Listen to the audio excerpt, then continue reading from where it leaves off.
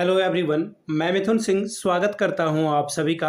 आशा करता हूं आप सभी बहुत अच्छे होंगे। बात करेंगे बीबीएम के यूजी सेमेस्टर 5 के प्रीवियस ईयर क्वेश्चन पेपर की। पेपर था आपका इंग्लिश का मेजर 10 या फिर आप इसे एमजे 10 भी कह सकते हैं। 2023-27 का ये क्वेश्चन पेपर और आपकी परीक्षा जो है 2026 में कंडक्ट कराई गई थी। आगे बढ़े उससे पहले मैं आपको बता दूं, पिछले 5 साल के जितने भी प्रीवियस ईयर क्वेश्चन पेपर हैं, सारे क्वेश्चन पेपर की पीडीएफ आपको 69 रुपीज में अवेलेबल करा दी जाएगी। दूसरी बात, 199 रुपये में आपको जो है सेलेक्टेड क्वेश्चन विथ आंसर आपको प्रोवाइड कर दिया जाएगा। यहाँ से मेरी ईमेल आईडी आप देख लें, yourmithunsingh@gmail.com पे आप मुझे मेल कर सकते हैं। इंस्टा पे अगर आप हो डू फॉलो मी @imithunsingh। बाकी आप मुझे व्हाट्सअप कर सकते हैं 7979054474 पे। तो चलिए इंग्लिश वाले मेजर 10 के क्वेश्चन पेपर को हम लोग देखते हैं कि किस तरह का सवाल यहाँ पर पूछा गया था।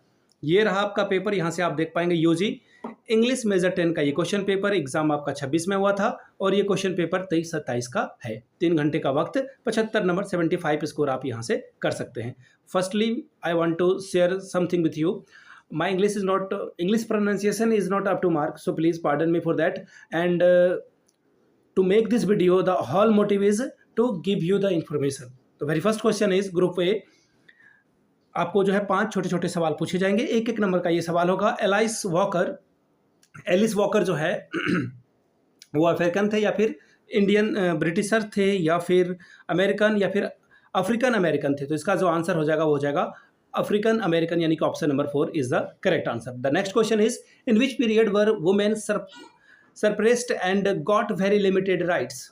ठीक है, पूछा गया कि महिलाओं के ऊपर दबाव बनाया गया और उन्हें जो है अधिकार जो है बहुत लिमिटेड मिले थे, वो कब की बात की जा रही है? तो देखिए ये विक्टोरियन पीरियड की बात हो रही है। आंसर आपका जो है ऑप्शन नंबर 2 हो जाएगा। Who is called the confessional poet in Indian English literature? English literature में जो है कन्वेंशनल पोएट किसे कहा जाता है? तो Kamala Das is the right answer. Option number आपका 3 करेक्ट होगा। What is the major cause of women's misery according to the Mary Wollstonecraft? तो देखिए इनके अकॉर्डिंगली जो है एजुकेशन सिस्टम, जो फॉल्स एजुकेशन सिस्टम है वो आपका हो जाएगा सही, यानी कि option number 2 is a correct answer.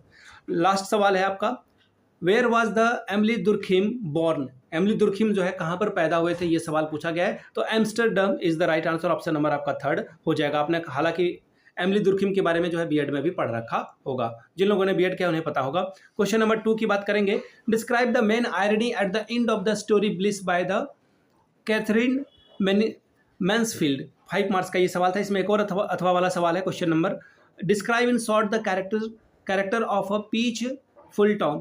Question number 3, what do ocean and the prayer significance I can not live with you? ये 5 मार्क्स का सवाल था। एक और इसमें सवाल है, discuss in short the feminist perspective in Emily Durkheim's I can not live with you. बात करेंगे ग्रुप बी की। 4 क्वेश्चंस आपको मिलेंगे डिस्क्रिप्टिव टाइप के। 15 4s आर 60 स्कोर आप कर सकते हैं। The very first question is attempt the theme of the colour purple and justify the appropriateness of its title. अगला सवाल, critically evaluate the poem advice to women by the Eunice de Souza. Question number 6, discuss the Mahashweta Devi as an the eminent Indian short story writer with the reference to her short story Draupadi. Question number 7, explain in detail the main message of a Mary Wollstonecraft as a vindication of rights of women. Do you think that this treasury exercised influence on the women of the time? Give your opinion. Question number 8, discuss the key theme and the trends in Indian feminist literature. Question number 9, trace out the origin and the development of American feminist literature. तो ये था आपका major 10 का question paper BBM के you का। अगर आपको पिछले 5 साल का PYQ चाहिए तो ये आपको 69 में, अगर आपको सजेशन चाहिए तो 199 रुपये में आपको ये प्रोवाइड कर दिया जाएगा।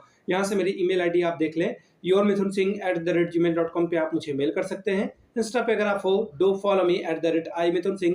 बाकी आप मुझे व्हाट्सअप कर सकते हैं 7979054474 पे। वीडियो को आपने यहाँ तक देखा, प्यार दिया, इसके लिए आप सभी का बहुत बहुत शुक्रिया। Have a good day.